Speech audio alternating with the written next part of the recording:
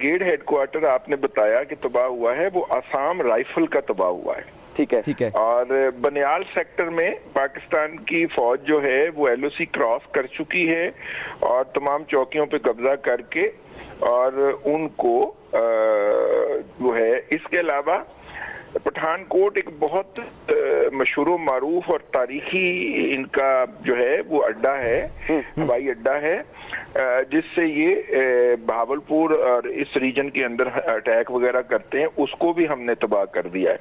तो जैसे जैसे खबरें आ रही हैं, एक जो बहुत बड़ी इस वक्त फाइट हो रही है वो सियालकोट के पास एक है परगवाल, और उसके तीनों तरफ जो है वो भारत है, वो भारत के अंदर पाकिस्तान का थोड़ा सा इलाका है।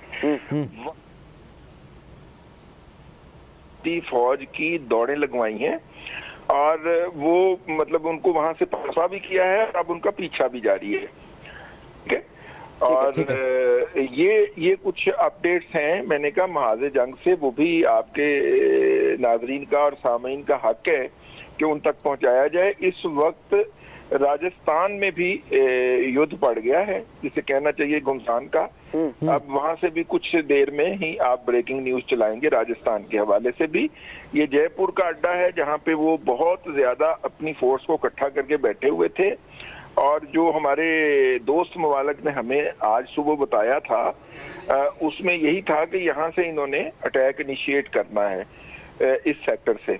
तो उस सेक्टर के अंदर उन्होंने क्या इनिशिएट करना था, पाकिस्तान की तरफ से जो है वो घुस के मारने वाली पॉलिसी के तहत जो है वो उनको रिस्पॉन्ड किया जा रहा है। देखिए ये सारा कुछ जो है ये अपनी जगह के ऊपर, कम से कम 8 आर्मी इंस्टॉलेशन जो हैं उनको डिस्ट्रॉय किया गया है। और जब मैं आर्मी इंस्टॉलेशन कह रहा हूं तो उसके अंदर हवाई अड्डे शामिल नहीं है, ना श्रीनगर का ना पठानकोट का। तो इसलिए ये बात आपने जहन में रखनी है। उसके अंदर ब्रिगेड हेडक्वार्टर लेवल के ऑफिस शामिल हैं या उनके कुछ एंटी मिसाइल बैटरीज शामिल हैं जिनको हिट किया गया है टारगेट करके। लोकेट तो उनको पहले दिन ही हमने कर लिया था कि ये कहां पे वाक़या है। ठीक है रजी साहब, पाकिस्तान ये बात पहले से जानता था, पाकिस्तान ने कई बार खबरदार किया, मुसद्दिक़ इतलात थी, अता तारड़ साहब ने भी बात की, वज़ीर दिफा ने भी बात की और कहा कि हमें मालूम है, हमारे पास कन्फर्म इतलात हैं कि भारत ऐसी हरकत करेगा। और आज वो चीज़ हमारे सामने आ गई है कि भारत ने ये जो हरकत की है रात की तारीकी में, अंधेरे में, उसका एक बार फिर उसको हज़ीमत का भी सामना करना पड़ा है। आपके ख्याल से पाकिस्तान अब जिस तरह से डील कर रहे हैं, अगर हम आलमी मंजरनामे की बात करें तो पाकिस्तान ने जंग का आगाज नहीं किया, पाकिस्तान ने पहले हमला नहीं किया, ये हमला एक बार फिर गलती एक बार फिर भारत ने किया है। आपके ख्याल से ये गलती मोदी सरकार के कितना गले पड़ने वाली है?